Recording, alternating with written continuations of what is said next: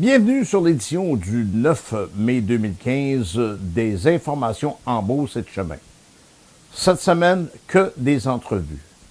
Comme première entrevue, celle réalisée avec M. le maire Claude Morin de Ville de Saint-Georges. Un monsieur que je connais depuis de nombreuses années et avec qui j'avais vraiment envie de faire cette entrevue. On appelle ça une entrevue uncut. Pourquoi? 20 minutes. Mur à mur, sans coupure.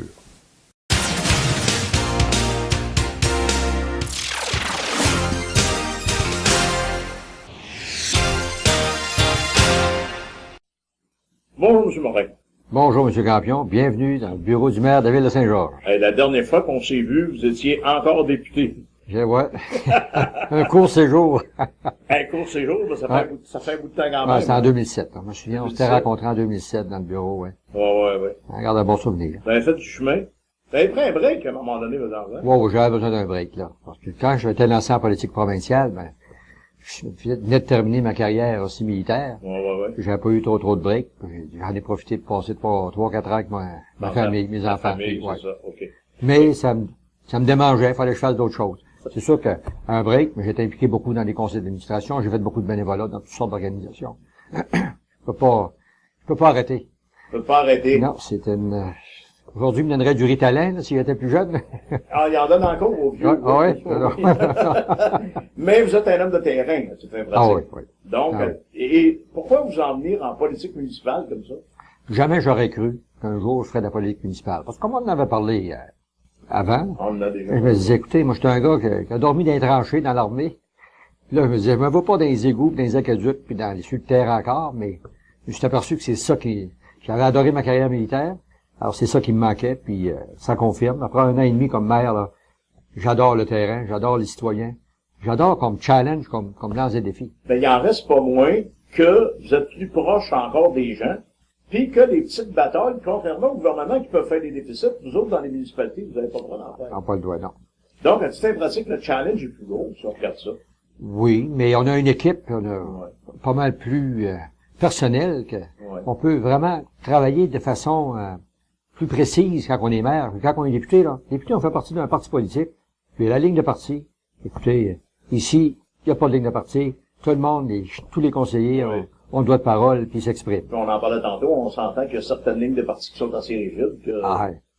Moi, je disais toujours à mon chef de parti, je peux pas être convaincant, parce que je suis pas convaincu de cette position-là de mon parti. Okay. Alors, demandez à un autre que moi, parce que je suis pas capable d'aller au front avec ça.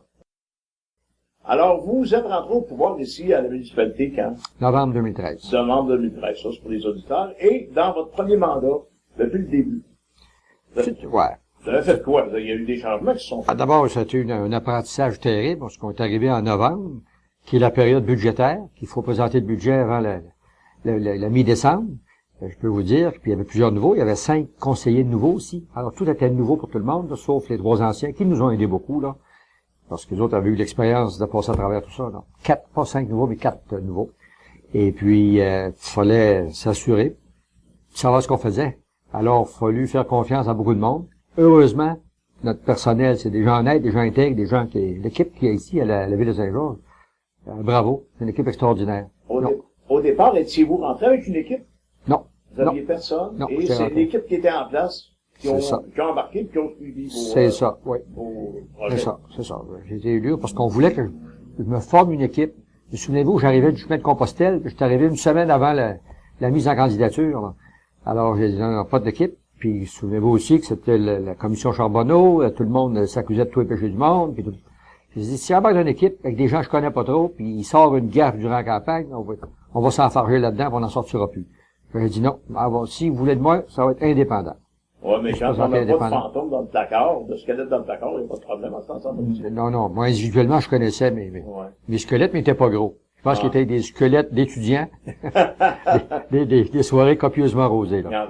Il en reste pas moins que des fois, ça admet à certains politiciens. Ouais, mais écoutez, il n'y a pas personne, là, je pense qu'il... Il n'y a pas personne de parfait, c'est ça le problème aussi. Je pense que si les gens pensaient à ça, les autres aussi, Alors, vous êtes arrivé ici, les finances étaient comment quand vous êtes arrivé? Là, c'était relativement bien. Oui. Bien. Beaucoup de projets en marche, là. Puis, il y avait des projets en marche que vous avez faits. Ouais. Vous avez on a pas vraiment, on a réorienté un peu. qu'on a mis avec l'accord du conseil municipal, c'était une mise à jour de nos infrastructures. C'est sûr que les gens voulaient qu'on fasse ci, qu'on fasse ça. Pour un politicien, c'est pas mal plus intéressant de couper des rubans pour des nouvelles infrastructures. Mais la piscine s'en allait à la dérive. L'usine d'épuration, elle marchait à 100%. Fallait faire un peu là, de mise à jour. Moins intéressant, moins valorisant peut-être pour les politiciens, mais à un moment donné, il faut que ça se fasse, là. Il faut arrêter de construire tout en sachant ce qui est construit. On a besoin d'un coup de pinceau, là. Oui. Fait qu'on a donné des coups de pinceau. On a donné pour, en 2014, on a investi près de 9 millions dans toutes sortes, là. Je parle de piscines, d'usines d'épuration, on a quand même développé, au niveau du parc industriel, certaines routes qui ont été refaites. Il y a beaucoup, il y a le Bon Pasteur qu'on a mis en marche pour faire, la Maison Lacroix. Il y a beaucoup quand même, on a pour 9 millions. J'ai quand même déjà beaucoup. Oui, puis en plus, j'ai vu que votre budget était sorti. Il est bon. Le budget 2014, effectivement, mais faut pas me lancer des fleurs, là. Le gros projet qui allait nous coûter cher, c'était la mise à jour la mise de la réfection du mur de soutènement de la promenade Redmond, qu'on appelle communément le Képinon, là. Ça c'est un gros morceau, ça, de 20 millions. Il nous aurait pas permis d'avoir des surplus comme ça. OK? Mais pour une volonté des gouvernements supérieurs qui peuvent pas s'entendre entre le Québec et le fédéral, là, on n'a pas eu, le programme Chantier Canada n'a pas été signé. Alors, on n'a pas eu accès à différents programmes qui auraient pu nous subventionner pour nous aider, pour aller de l'avant, pour la réfection du Képinon. Mais c'est remis pour 2016, c'est sûr que là, on veut absolument, parce que tout était vraiment axé là-dessus, là, la réfection du Képinon. Oui, OK. Les grands projets qui vous tiennent à cœur. Képinon, ça c'est la priorité numéro 1 de tout le conseil. Deuxième, bien sûr, c'est le prolongement de l'autoroute 73, qui, vous savez, ça l'arrête à la 204, là, la route de Saint-Prosper. Faut continuer ça parce qu'on s'en va vers un cul-de-sac énorme, là, parce que tout le trafic va descendre, là. La 127. On va dire aux gens, allez pas dans le coin du Burger King, ça va être l'enfer. Ouais, Okay. C'est vrai que ça va amener beaucoup de trafic à la fin, là. Parce qu'on veut enlever le trafic lourd du centre-ville. Mais vous allez l'envoyer où? Vous allez le continuer jusqu'à où? Quand même pas jusqu'à Jackman puis tomber sur une route de Bon, campagne? c'est sûr qu'on aime. C'est sûr qu'ultimement, c'est là qu'on veut aller, là. Oui. Jusqu'à la frontière. C'était ça qui était le plan initial aussi. Mais est-ce que les Américains sont intéressés, eux autres, à faire le route plus tard? Je dis toujours, les Américains vont être prêts à danser. Pour danser, il faut être deux, hein. Ouais. Alors, si on commence à danser de notre côté de la frontière, l'autre côté, ça va être pas mal plus facile de les convaincre de danser avec nous autres. Autrement dit, si le gars se lève pour aller demander à la fille qui est-tu dansé puis qui est rendu à la porte, la fille, il y a des grosses chances qu'elle dise. Puis même si c'est une Américaine. Mais l'idée là-dedans, c'est que oui, c'est sûr que ça aiderait peut-être le trafic jusqu'aux États-Unis, puis ça éviterait aussi beaucoup de passages de camions. Passant bien. J'espère qu'ils passeront pas tous à 127, parce que ça Ben, va il n'y aura pas de choix là. Il n'y aura pas d'autres endroits, là. Imaginez-vous, là, il en passe un actuellement, puis ça cause un problème de trafic. Puis là, vous allez faire la réflexion, justement, de 127, là. Oui. Un bout. Oui, on fait la réflexion de 127. Et le 127, là, vous me parlez ici à côté. Normalement, les camions n'ont pas accès, n'ont pas le droit de passer là. Et ils vont être obligés de prendre la voie de contournement, descendre jusqu'au Burger King. Yes. Oui, Et là, remonter la côte ici, sur le boulevard de la Croix. tout à fait. Alors, Il n'y a pas un bout, tu pourrais faire un petit peu plus loin dans l'autre bout, sans continuer l'autoroute. Il n'y a pas une autre rue qui pourrait être faite, une autre route. ben voilà, 150. La journée qu'on a une route de contournement ici, que ce soit une autoroute ou un boulevard urbain, là, nous autres, on s'engage à monter la 150 aussi, là, OK. pour donner accès. Alors, imaginez-vous, là, tout le trafic qu'on va sortir du centre-ville, tous ceux qui vont travailler dans le parc industriel, là, vont tous passer par en haut, là. Ouais. Hey, ça va être, vous connaisserez pas le centre-ville, là. Et le problème, ça a été retardé de 2 ou 3 ans à cause d'une personne qui disait, moi, tu comprends pas sur mon terrain. Écoutez, il faut pas déterrer les morts, là, maintenant. Au moins, l'autoroute, Non, elle s'en je va jusqu'à Saint-Georges, Je là. comprends, mais il en reste pas moins que quand c'est le bien-être de la collectivité, à un moment donné, il y a On des est d'accord là-dessus. Il y a des choses qui pourraient aller plus vite, là. C'est sûr, c'est sûr. Quand on voit, là, ils ont construit une autoroute au lac Saint-Jean qui a coûté 1,2 milliard. Puis ici, on se fait dire qu'il n'y a pas assez de trafic. Moi, je me souviens quand j'étais plus jeune, là, le trafic pour aller aux États-Unis, c'était par la Beauce. Ça passait ici, pour aller dans la Beauce, pour aller à Boston, partout, là. Et maintenant, il y a des autoroutes qui partent de Sherbrooke, qui ont accès aux États-Unis, de Nouveau-Brunswick, Montréal. Alors, les gens, c'est sûr qu'ils vont passer par les autoroutes, c'est beaucoup plus rapide. C'est sûr que si l'autoroute se rend aux États-Unis, il y a toute fin pratique, ça va amener une certaine clientèle quand même à Saint-Georges. Absolument, absolument. Parce que Saint-Georges, c'est la métropole de la Beauce. Il faut s'entendre qu'il y a tous les magasins, les garages automobiles, On est la métropole et la capitale, les deux. Alors, je comprends Denis Coderre puis Régis Labaume qui s'envoient des fleurs, là. Donc, vous Nous, jouez deux rôles, on là. est double chapeau, nous. Le double chapeau, Coderre et la Beaume. En plus, si on avait l'autoroute qui passait ici, là, la Beaume, là, qui veut attirer les touristes américains, il serait gagnant parce que les gens, ils passent par les autres autoroutes, soit qu'ils arrêtent, ils vont dans l'Estrie, ils demeurent là, ou ils passent par Montréal, ils demeurent là. Alors, s'ils ont du temps, ils viennent à Québec. Alors là, on aura un accès direct aux États-Unis, qui irait directement à Québec. Alors, le tourisme arriverait de Boston, à partir de la 95, on descend à Québec. Nous autres, on ferait tout pour les arrêter un peu ici, là. Êtes-vous bien chum avec la Beaume? On se parle.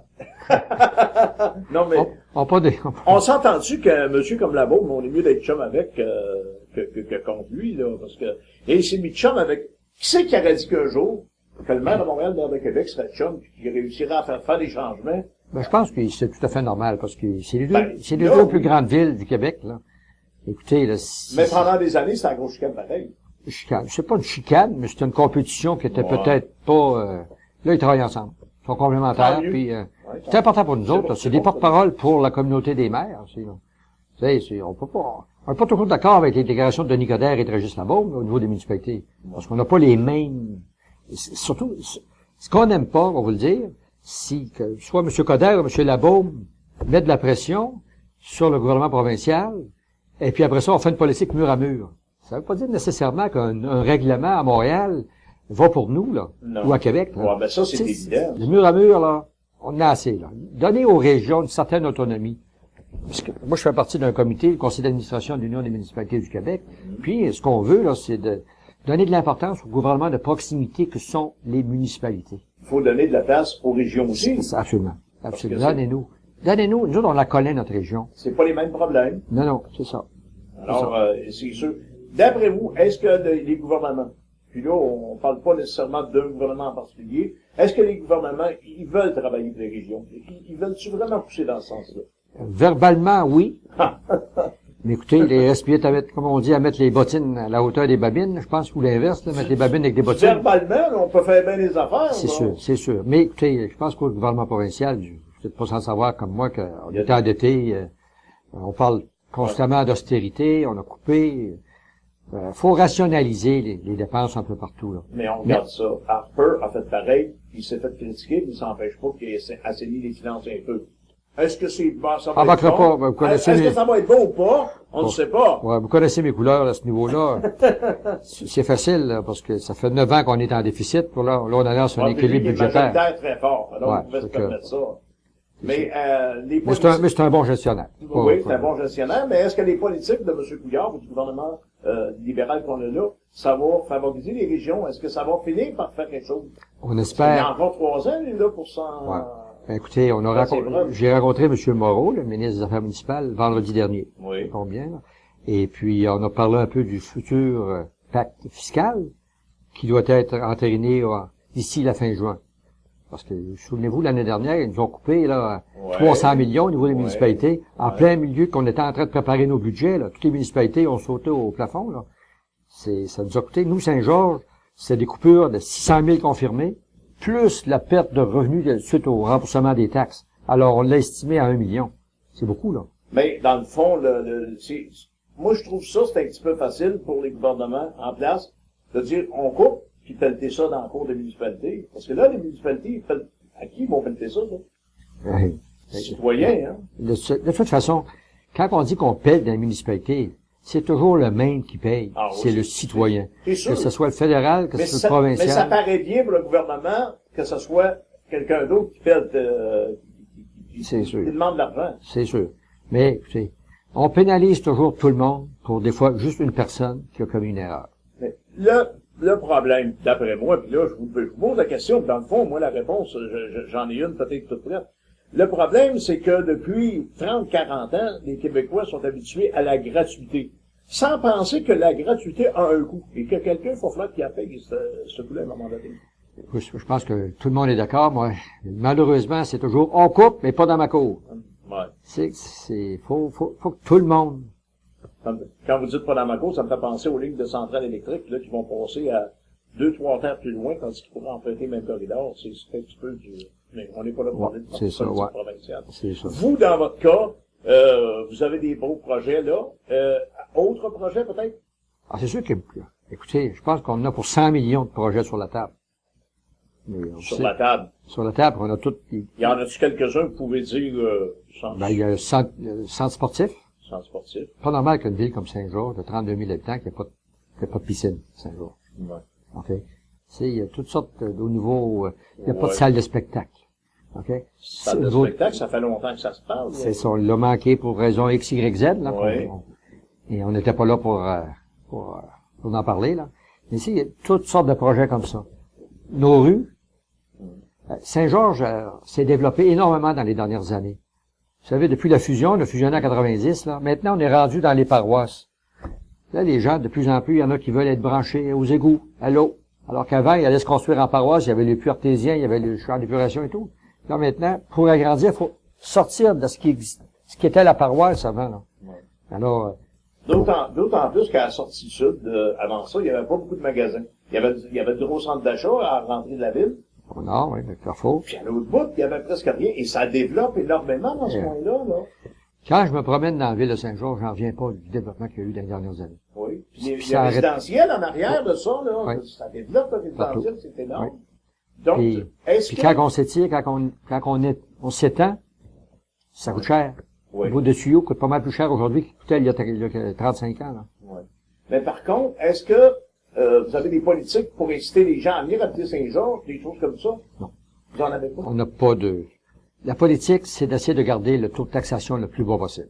Ah, mais c'est déjà gros. C'est déjà, on est très bien situé à ce niveau-là. Parce que moi, là, je veux pas être méchant avec Saint-Prosper, mais on s'entend qu'à Saint-Prosper, le taux de taxation, ça coûte plus cher de taxe à Saint-Prosper, ça coûte ça à Saint-Georges, au niveau des terrains.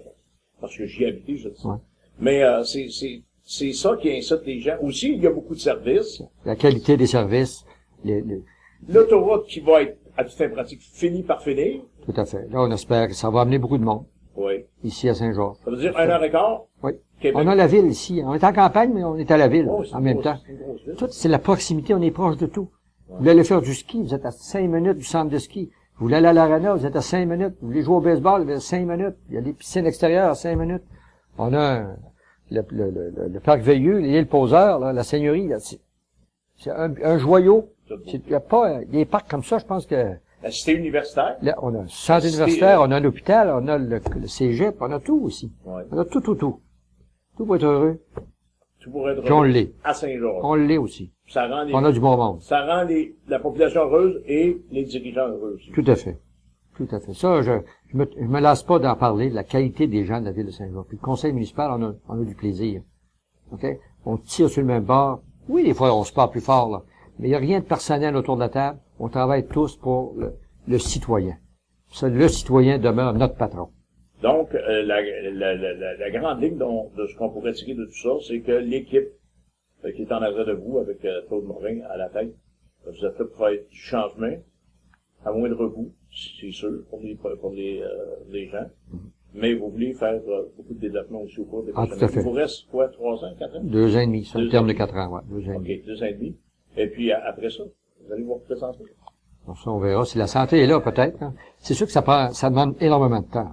Oui. Je suis chanceux, moi j'ai une famille, mon épouse, mes enfants, ils adorent la politique aussi, alors Oui, j'ai connu votre épouse, oui. fait que vous savez, des fois ils me disent c'est mes plus comment dirais-je, mes plus sévères critiqueux. Parce que des fois je fais des déclarations, je dis t'aurais pas dû dire ça, t'aurais dû dire ça, puis ci, puis ça. Mais, Puis mes enfants, ils arrivent souvent à la maison, ils me disent papa, on aurait besoin de ça, la ville, mes amis m'ont parlé de ça. Ah ouais, c'est bon, ok. ben, les enfants, parlons-en, juste 2 minutes comme ça, ça a poussé. Moi, la dernière Ah fois ouais. que je les ai vus, de quel âge ça rendus? Ah, ils vont avoir 13 ans, là. Les jumeaux de 13 ans, ça pousse, ça bouge. Et mon Dieu, ça veut dire que quand vous allez être à une nouvelle élection, vous allez être rendu des ados de papa de moi clé du char, puis C'est ça, là, ils vont faire du porte-à-porte pour moi, là. ouais, c'est pas l'équipe, par exemple. Ben, Mais ils en font, ils en font, indirectement, oui, à chaque campagne, ils vont toujours, ouais, mais le PR, c'est bon, ça. oui, à l'école, puis, par le professeur, puis par les autres étudiants, on peut pas se présenter. OK. Alors, en finissant, si vous avez un mot à dire pour les auditeurs, puis on vous remercie en passant de nous avoir accordé du temps. Ah, ça m'a fait plaisir. Écoutez, je pense que là, on a eu un hiver qui était assez rude, merci. Là, vous allez voir en ville, ça commence à bouger. On a beaucoup de chantiers de construction, on améliore plusieurs secteurs encore une fois. Et écoutez, soyez avec nous autres. Préparez-vous parce que la journée où on va attaquer le mur de soutènement de la promenade Redmond, on en a pour 2 ans à jouer, là. On va dire dans la boîte, là. OK? Alors, il y a beaucoup, beaucoup, beaucoup de travail qui s'en vient à ce coin-là. Mais à partir de là, ça va être un plus énorme pour la ville. Puis restez avec nous. Et puis, vous savez, j'ai les cafés du maire. De temps en temps, le prochain, ça va être au mois de mai, là. Écoutez, vous êtes toujours les bienvenus. Puis ça m'a permis aussi, là. Ce café du maire, là, c'est pas juste des gens qui viennent critiquer, là. Il y en a qui viennent nous donner des bons coups. Et puis, mais ça me permet, moi, comme maire, puis vos conseillers aussi, de connaître notre ville encore davantage. Parce qu'il y a des sujets, des fois, c'est un punaise de bon point, ça. On l'embarque dans notre machine. Ça. Parce même si on est ici, là, on sait pas tout ce qui se passe, là. Puis souvent, ce qu'on sait, en premier, c'est des critiques. Mais quand c'est des critiques constructives, amenez-en, tant que vous voulez, moi, je suis preneur. Mais faut arriver avec des solutions aussi. C'est beau de dire, là, mais il y a toujours un prix. Dites-vous toujours, là, vous voulez ça, il y a toujours un prix à payer. Puis il faut se demander, est-ce qu'on le veut ou non? Je vous remercie. Merci, M. Campion. Toujours le bienvenu. Comme seconde entrevue, une entrevue avec M. Christian Audet, entraîneur des Gators de Bishop, ex-entraîneur des Condors du cégep Beauce-Appalaches. Un monsieur à connaître, un monsieur d'une gentillesse extrême. On vous laisse immédiatement avec cette entrevue. Alors voilà, on est au cégep Beauce-Appalaches. Terrain de football devant nous, parce qu'on rencontre M. Christian Audet. Ça va bien, Christian? Très bien, vous-même. Vous-même, oui. Je pensais que tu me dirais-tu, mais c'est pas grave. Bon, alors Christian, on est ici parce que la semaine passée, on a vu passer une nouvelle que tu t'en allais ailleurs comme entraîneur. Oui, effectivement. C'est tout récent. J'ai rencontré des gens à l'Université Bishop et puis finalement, on s'est entendu là, sur des termes évidemment, qui me satisfaisaient eux aussi. Fait que c'est effectif depuis vendredi dernier, le 1er mai. On va commencer par le commencement pour le bénéfice des téléspectateurs, parce que c'est pas tout le monde qui te connaît peut-être dans le monde sportif, dans le monde sportif au niveau de l'éducation, comme ça, des cégeps, tout ça, ou des universités te connaissent. Mais tu es un gars natif de quel coin? J'étais un petit gars de Sorel, dans le fond, en 1969. Fait que là, en ce moment, ça me donne 45. Là. Mais c'est ça, fait que je suis né à Sorel. Et puis, j'ai joué mon football scolaire là, dans le fond, au secondaire. Ensuite, je suis allé à Montréal, au cégep du Vieux-Montréal. Et puis, j'ai joué au football en Ontario. Je suis allé étudier en administration sportive à Oshawa. Et puis, suite à ça, j'avais commencé à entraîner dès l'âge de 13 ans. Dans le fond, j'entraînais les plus jeunes. Fait que mon début s'est fait là et j'ai pas arrêté depuis. Dans le fond, depuis l'âge de 13 ans là, que j'entraîne. Et puis, mon parcours m'a amené ici, au cégep Beauce-Appalaches, il y a 6 ans. Et puis, là, c'est ça. Là, temps de passer à autre chose, je crois.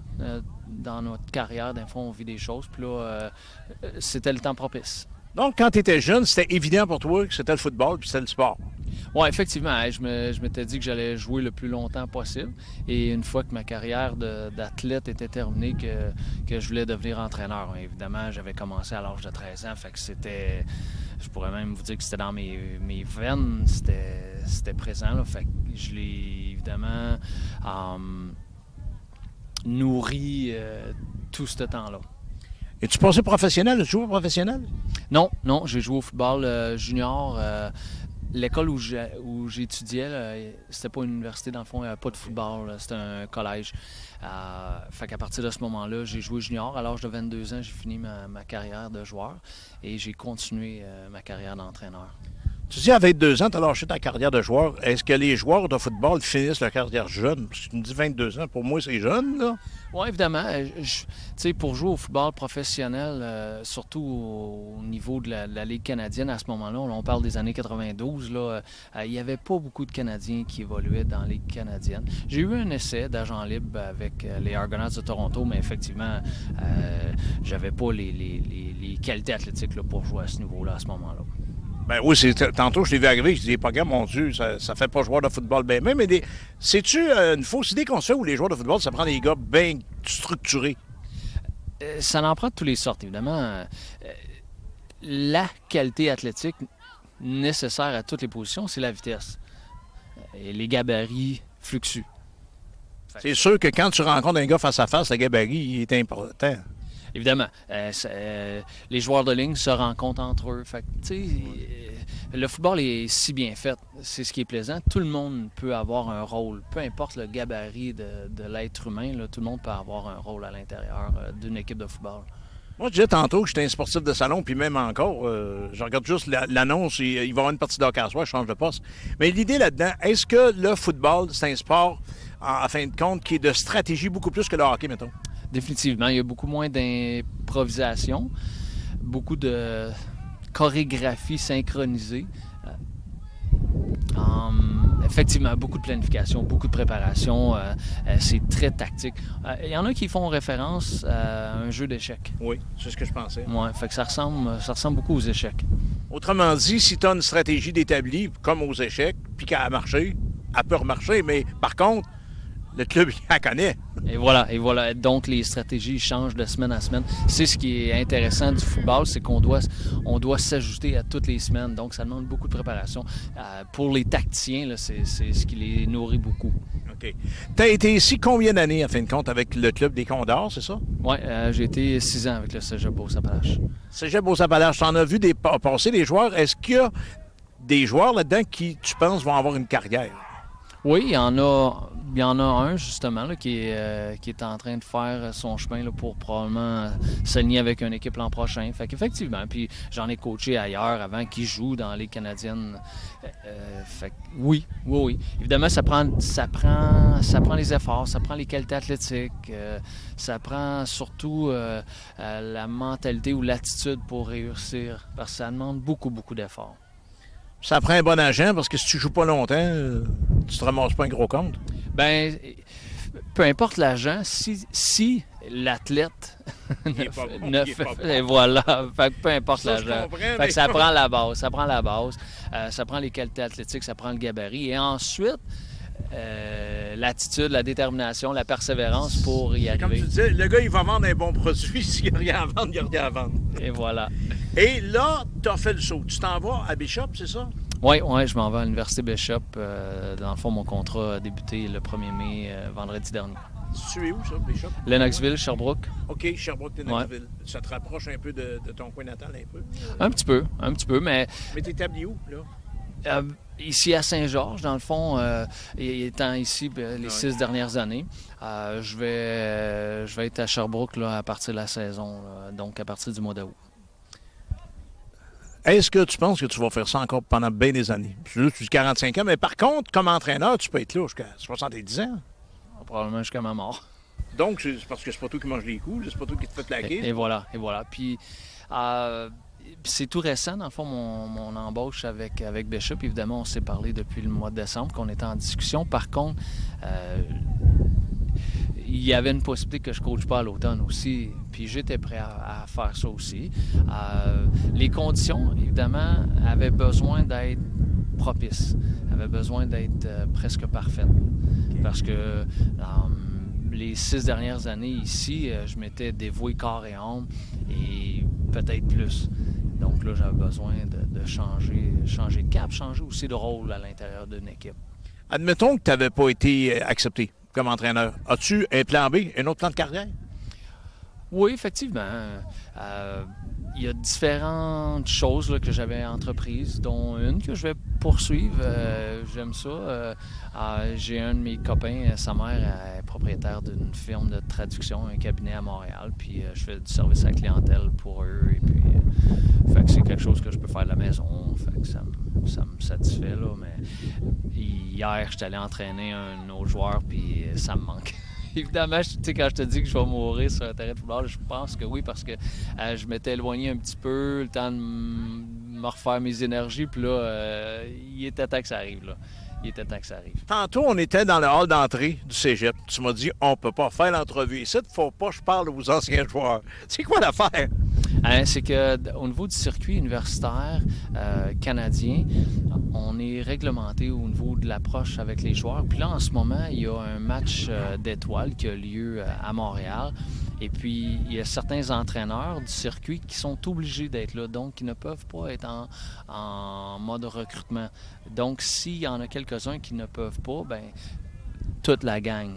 On appelle ça un blackout. Fait que c'est régi par, évidemment, le circuit universitaire et on est on ne peut pas approcher, contacter, rentrer en communication avec les joueurs qui sont potentiellement de niveau universitaire à l'automne prochain.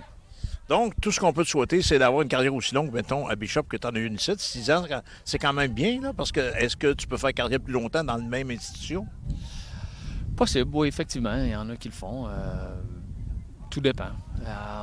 Dans cette industrie-là, si je peux l'appeler comme ça. Industrie? Oui, parce qu'effectivement, il y en a beaucoup d'entraîneurs.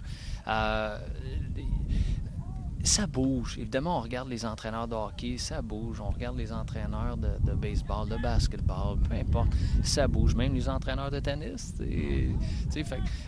Ça vient avec le poste. Okay. Bien, pour terminer, on te souhaite bonne chance dans ta nouvelle carrière à Bishop. Puis, aurais-tu un mot à dire pour les gens de Beauce-et-Chemin, peut-être? Peut-être encourager tes anciens joueurs, mais c'est bien que c'est mal placé de dire ça, là. Non, effectivement, je suis pas en communication directe avec eux. Puis non, j'ai 6 ans, c'était 6 belles années. J'ai vécu beaucoup de beaux moments, de belles émotions, de belles expériences. Fait que merci à tout le monde.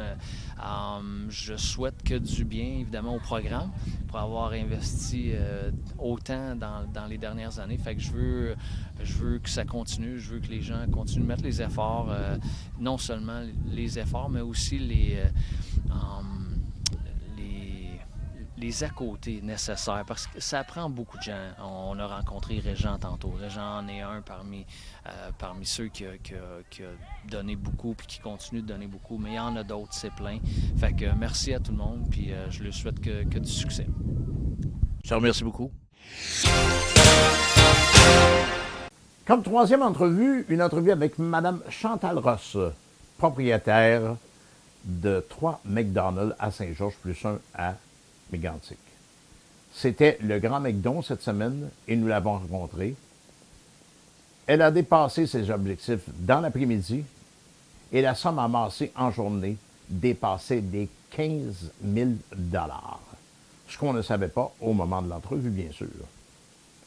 Alors voici Mme Chantal Ross. Bonsoir, Mme Ross. Bonsoir à vous.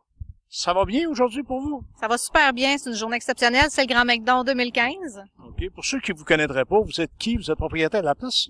Absolument. Je suis la propriétaire franchisée. Ça va faire bientôt 5 ans. Je suis propriétaire des restaurants McDonald's de Saint-Georges, c'est-à-dire celui du boulevard Lacroix, celui au centre-ville, Walmart, ainsi que celui à Lac-Mégantic. Donc, c'est partout dans tous les McDo. Oui, c'est dans plus de 1400 restaurants à travers le Canada. Ça a lieu cette année, mercredi le 6 mai, donc aujourd'hui.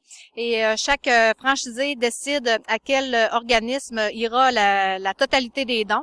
Et nous ici, bien, on a privilégié cette année le club Kiwanis. On essaie de varier d'une année à l'autre. Alors cette année, c'est le club Kiwanis qui vient en aide aux enfants dans le besoin du secteur, que ce soit pour l'achat de matériel scolaire, de bottes d'hiver, de souliers. Alors des familles qui ont des enfants puis qui sont dans le besoin, font appel au club Kiwanis. Alors l'argent, la totalité des sommes amassées aujourd'hui, que ce soit par la vente de Big Mac, de Joyeux Festin ou de boissons McCafé, va être remis, $1 va être remis à l'organisme, ainsi qu'on a vendu plein d'articles promotionnels ou en échange d'un don, dont Robbie Johnson a apporté plusieurs articles promotionnels cette année.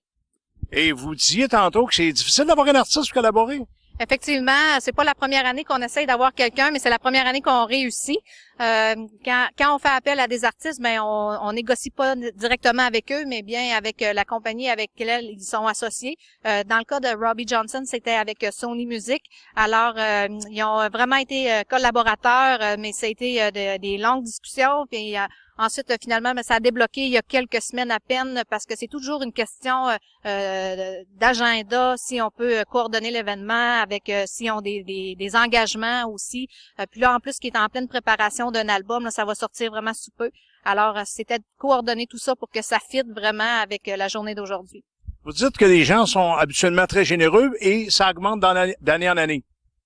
Les gens sont toujours aussi généreux, répondent toujours en grand nombre à chaque année, mais d'année en année, je sais pas là qu'est-ce qui se passe là, mais on fait ça de plus en plus gros. L'année passée, on a fait un appel à tous sur Facebook avec les réseaux sociaux aux anciens employés de McDonald's. Fait que s'ils voulaient venir travailler, donner un coup de main pour la cause durant l'heure du souper. Alors, il y a eu un appel, vraiment, là, tout le monde a répondu à l'appel. C'était l'enfer. On avait... Trop d'employés? Oui, vraiment, on se plaît ses pieds, mais vraiment tellement du plaisir. Les gens disaient c'est le fun parce qu'on revoit des connaissances, des chums avec qui on travaillait là, 10, 15, 20 ans.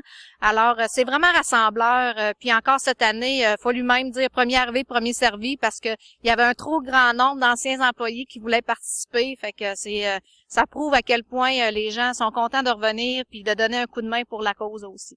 Mais même à part ça, ça veut dire que les anciens employés, là, c'est une famille pour eux autres, ça? Ben c'est ça qu'on dit, hein. On dit que McDo c'est une grande famille, on passe beaucoup de temps ensemble. C'est des gens de tous âges.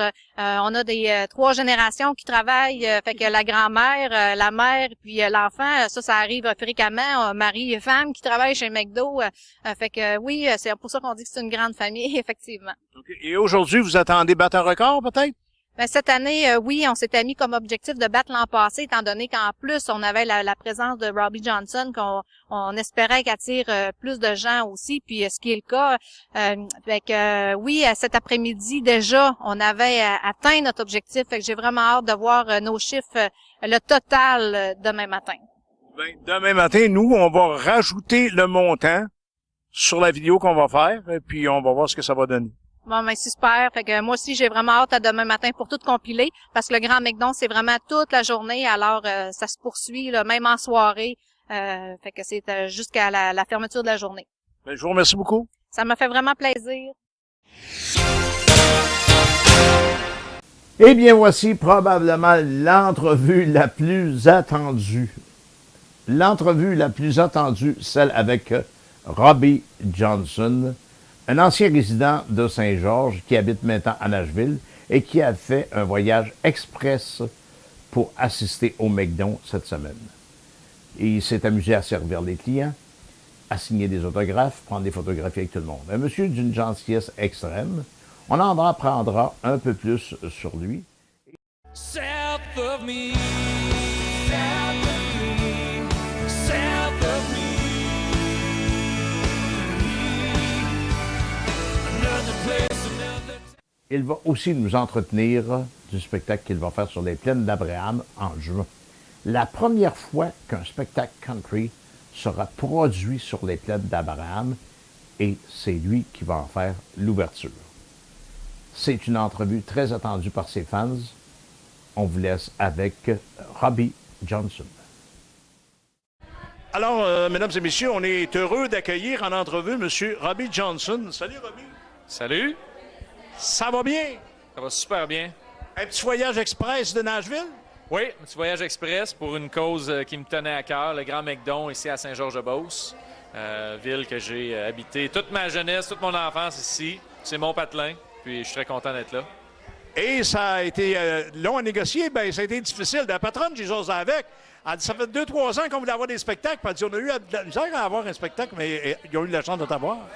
Oui, ben, écoute, avec la fondation qui vient en aide aux enfants démunis, ça me touche personnellement par mon passé, ce que j'ai vécu étant jeune. Donc, pour moi, là, je peux pas faire autrement que de prendre l'avion et de venir faire cette journée-là aujourd'hui pour essayer de faire une différence pour les jeunes de ma place. Puis je suis content d'être là, vraiment, j'ai vraiment apprécié. Un gros merci à la gang Mme Ross, Sylvie Bussière, qui ont travaillé vraiment d'arrache-pied pour que ça fonctionne. Là. Un gros merci. Toi, ça fait combien de temps que tu es à Nashville? On va faire 2 ans et demi. Tu es là pour faire carrière, faire de la musique, tu as signé avec une grosse compagnie? Oui, bien là, on est avec Sony Red. Puis on vient de conclure une entente avec l'équipe de management de Tim McGraw. Donc, les choses vont bien. Tu es en de bonnes mains? Oui, en bonne main, oui. Ta carrière prend de l'envol? Tu de l'ouvrage là-bas pas mal? Oui, bien là, on est en train de... Justement, là, on est en répétition pour lancer, là, à commencer à faire la tournée là-bas. Là, on parle vraiment de sortie d'album parce qu'on vient de terminer un album avec le producteur James Stroud qui a travaillé avec Tim McGraw, justement. Il a travaillé avec Toby Keith, Chris Young, Clint Black, tous des gros noms. Il a travaillé sur le dernier album de Reba McEntire. Donc, on vient de terminer ça. Puis là, on se prépare pour une sortie. Tout du monde pas connu dans le country. Ouais, c'est tout des no-names. Puis, ça a l'air que tu vas venir à Québec aussi? Oui. Festival 10 juillet. sur les plaines d'Abraham. Première soirée country sur la grosse scène au Festival d'été de Québec. Vraiment, je suis honoré. Je vais jouer les premières notes country. Donc, j'ai vraiment hâte. On travaille fort là, pour donner un bon spectacle et créer un beau moment avec la foule. Puis, de ce que j'ai vu aujourd'hui, il va y avoir beaucoup de gens de la Beauce sur les plaines. Mais est-ce que ça va être le seul spectacle country dans la soirée ou tu vas être avec d'autres? En fait, après moi, il va y avoir Keith Urban, qui est... C'est lui. Lui a ouvert les derniers CM Awards au Texas. Ben, tu sais, il y a un buzz au Québec autour de Robbie Johnson, puis je pense que c'est ce qui fait en sorte là, que... Dans le fond, ça leur rend service aux autres aussi. Alors là, je sais pas, mais moi, ça me rend service, puis je suis très content, puis on va avoir beaucoup de plaisir là-bas. Et on va s'amuser avec notre gang. Et puis, après ça, as-tu d'autres spectacles ici au Québec ou au Canada?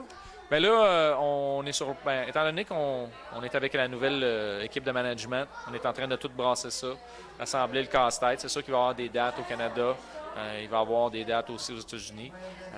Au niveau du Québec, ben, avec le festival, ils ont quand même une petite exclusivité.